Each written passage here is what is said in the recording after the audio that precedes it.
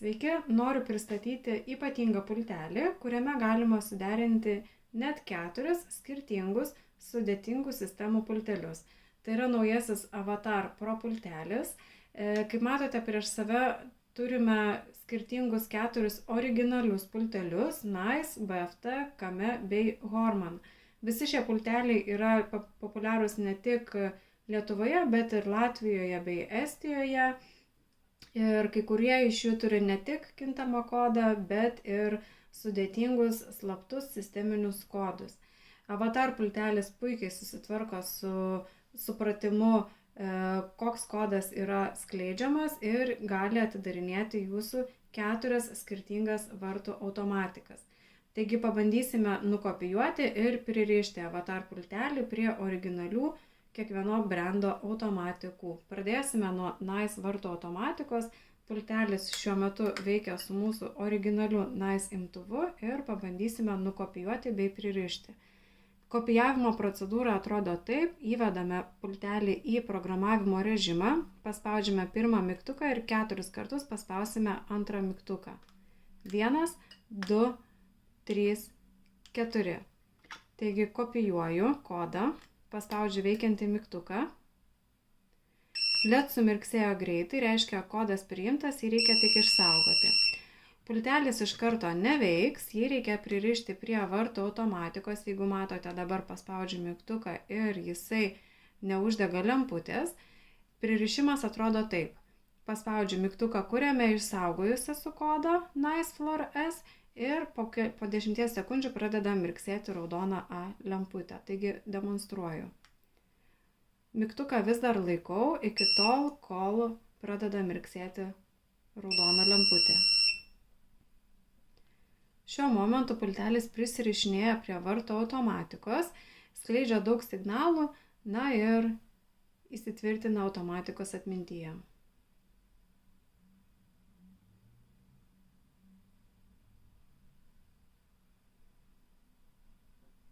Kai LED nustoja mirksėti, rekomenduoju palaukti ne mažiau 15 sekundžių, kad visi programavimo režimai imtuve užsidarytų ir tik po 15 sekundžių bandyti atidaryti vartus. Taigi paspaudžiame mygtuką ir, kaip matote, užsidega LED lemputė.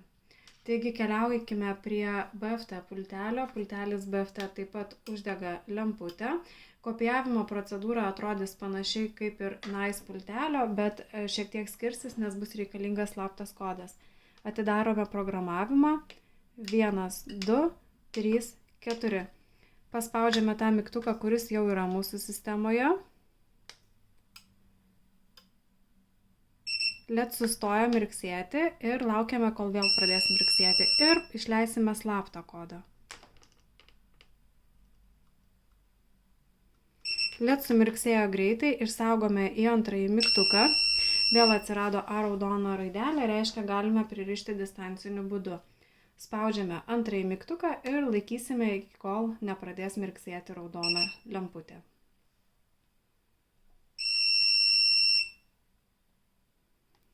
Mygtuką galime atleisti ir leiskime atlikti pulteliui savo darbą.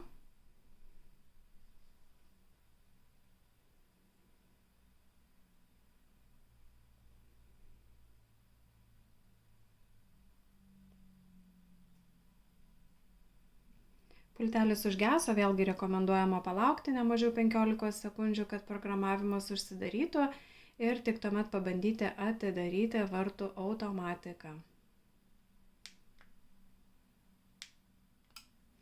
Matote, lemputė užsidegė ir vartai atsidaro. Keliausime prie Kame varianto.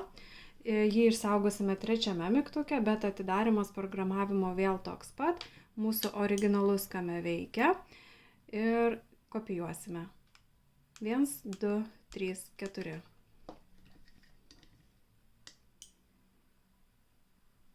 LED sumirksėjo greitai, kodas priimtas, jį išsaugome ir vėl matote atsirado raudona A lemputė, reiškia vėl kartojame pririšimą distanciniu būdu.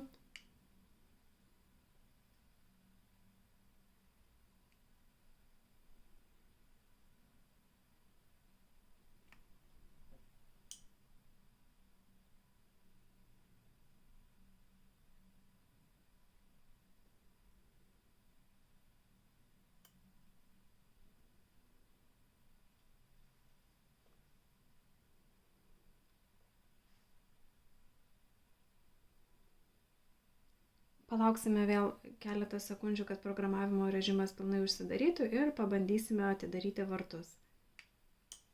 Lemputė užsidega, vartai atsidaro. Taigi paskutinis mūsų variantas yra Horman ir pabandysime taip pat jį kopijuoti. Čia yra šiek tiek sudėtingesnis kopijavimas, nes reikalingas slaptas sisteminis Horman kodas. Įeiname į programavimą 1, 2, 3, 4 ir kopijuosime pirmąjį mygtuką. Paspaudžiame Horman ir laukiame, kol jis išskleis slaptą kodą. Suglaudžiame šalia. Kodas priimtas, išsaugome jį 4 mygtuke. Jeigu jūsų automatika yra šiek tiek senesnės gamybos, tai pultelis vartus atidarinėja nuo antrojo paspaudimo. Pirmą kartą susipažįsta ir nuo antrojo paspaudimo atidaro jūsų vartus. Jeigu automatika yra naujesnio modelio, gali tekti pultelį pririšti pagal vartų automatikos instrukciją.